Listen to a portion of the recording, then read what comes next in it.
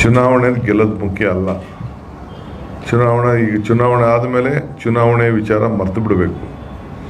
ಎಲ್ಲ ಒಗ್ಗಟ್ಟಿನಿಂದ ಸೇರಿ ಯಾವ ಗುಂಪನ್ನು ಕೂಡ ಇಟ್ಕೊಳ್ಳದೆ ಒಟ್ಟು ಕೆಲಸ ಮಾಡಿ, ಯಾರು ಕಾಂಗ್ರೆಸ್ ಪಕ್ಷ ಅಂತ ಹೇಳಿ ಸಂಘಟನೆಯನ್ನು ಆಗಿದ್ದಾರೆ, ನೋಂದಾಣಿಕೆಯನ್ನು ಮಾಡ್ಕೊಂಡಿದ್ದಾರೆ, ಅವರು ಏನು 25 ಲಕ್ಷ ಜನ ಮೆಂಬರ್ಶಿಪ್ ಆಗಿ ಎನ್ರೋಲ್ ಮಾಡಿದ್ದಾರೆ, ಅವನ್ನೆಲ್ಲರೂ ಕೂಡ ಇನ್ವಾಲ್ವ್ ಮಾಡಿಕೊಂಡು ನಾವು BJP ವಿರುದ್ಧ ಹೋರಾಟವನ್ನು ನಾವು ಮಾಡಬೇಕಾಗಿದೆ. ಜನತಾದಳದ ವಿರುದ್ಧ ಜನತಾದಳ ಹೋರಾಟವನ್ನು ಮಾಡಬೇಕಾಗಿದೆ.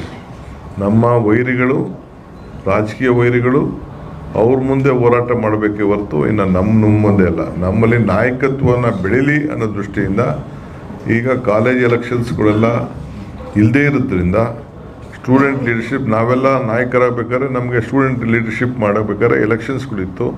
ನಾವು ಎಲೆಕ್ಷನ್ಸ್ ಮುಖಾಂತರ ಕಾಲೇಜ್ಗಳಲ್ಲಿ ನಾಯಕರಾಗಿ ನಾವೆಲ್ಲ ಬೆಳೆದುಕೊಂಡು, ಈಗ ಅಂಥ ಸಂದರ್ಭ ಇಲ್ಲ.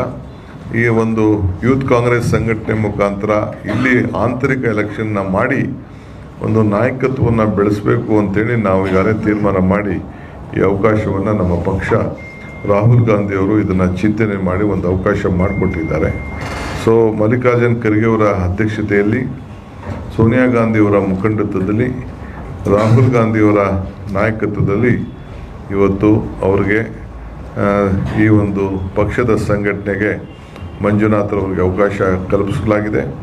ಬಹುಶಃ ಎಲ್ಲರೂ ಒಟ್ಟಿಗೆ ತೆಗೆದುಕೊಂಡು ಕೆಲಸ ಮಾಡ್ತಾರೆ ಮತ್ತು ಪಕ್ಷ ಕೂಡ ಅವ್ರಿಗೆ ಯಾವ ರೀತಿ ಏನು ಮಾಡಬೇಕು ಅನ್ನೋದನ್ನು ಮುಂದಿನ ದಿನದಲ್ಲಿ ನಾನು ಪ್ರತ್ಯೇಕವಾದಂಥ ಇಲ್ಲಿ ಗೆದ್ದಿರೋಂಥ ಎಲ್ಲ ಪದಾಧಿಕಾರಿಗಳನ್ನ ಕರೆಸಿ, ಎಲ್ಲ ಬ್ಲಾಕ್ ಮಟ್ಟದ ಅಧ್ಯಕ್ಷಗಳನ್ನು ಕೂಡ ನಾನು ಕರೆಸಿ ಇಲ್ಲಿ ಒಂದು ಸಭೆ ನಡೆಸಿಸಿ, ನಮ್ಮ ಭಾರತ್ ಜೋಡೋ ಭವನದಲ್ಲಿ ಸಭೆ ನಡೆಸಿಸಿ ಕೆಲವು ಮಾರ್ಗದರ್ಶನವನ್ನು ಕೊಡೋನಿದ್ದೇನೆ.